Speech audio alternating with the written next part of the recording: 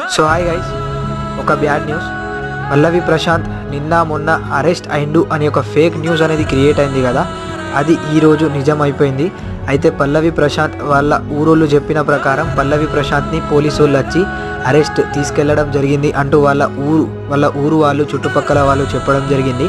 అయితే విన్ అయ్యి ఒక 2-3 డేస్ అవుతుంది. దాని ఆనందము, ఆ విన్నుకయ్యే ఒక చిన్న వాల్యూ కూడా లేదు.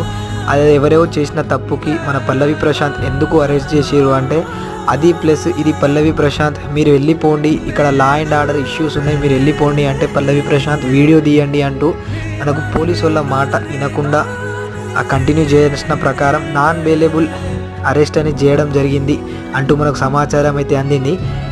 ఇక్కడ పల్లవి ప్రశాంత్ ఎవరైతే అభిమానులు ఉన్నారో ఇంకోసారి ఇలా ఎవ్వరు చేయకండి. ఇప్పుడు ఏం చేయలేం, ఆల్రెడీ అయిపోయింది, కానీ ఇంకోసారి ఇట్లా